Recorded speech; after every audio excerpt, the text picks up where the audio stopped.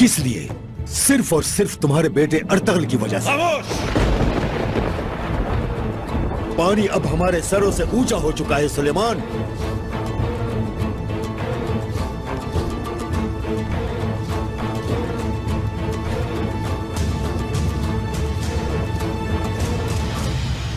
बाबा,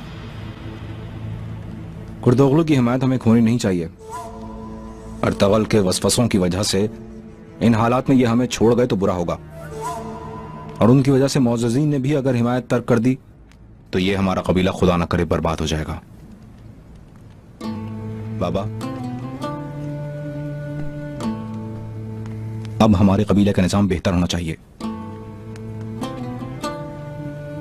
Ertugrul के खिलाफ नहीं हूं मैं, लेकिन बात यह है कि उसे भी उसूलों के दायरे में रहना चाहिए। सरदार की और बाप की हैसियत से आपकी जिम्मेदारी है। आपके सामने कब से वो मेरी किसी बात पर कान नहीं धरता। अर्तगल अच्छी खबर लेकर आएगा, मालूम है मुझे। कैसी अच्छी खबर बाबा? आप जानते हैं सब, वो हलीमा को लेने गया है। ये क्या कह रहे हो तुम गुलदारो? अर्तगल इतना कमजोर आदमी है या नहीं? तुम यही बात कहना चाह रहे हो? वो आशिक है बाबा, आशिक। एक बेखुदी के आलम में रवाना तो हुआ है, खुदा जाने हमारी फिक्र है भी कि नहीं। उस लड़की के चक्कर में हमें भूल भी जाए तो ताज्जुब नहीं होगा। बाबा, हलीमा को यहां पे लेकर आना सिर्फ सल्जुकों की ही नहीं, अल अजीज की भी नाराजगी मोल लेना है।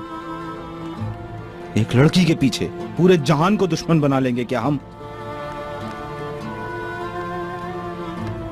इजाजत चाहता हूं बाबा।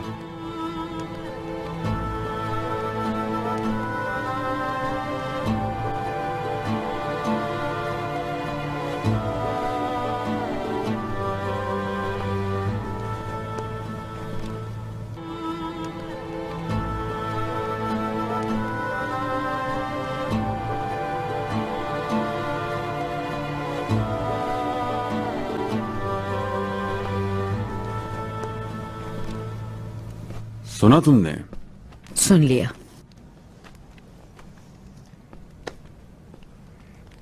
क्या कहती हो?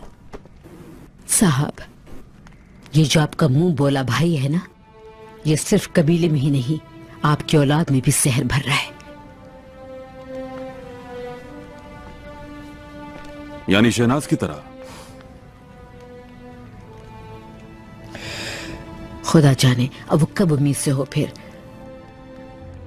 क्या खबर हुई ना?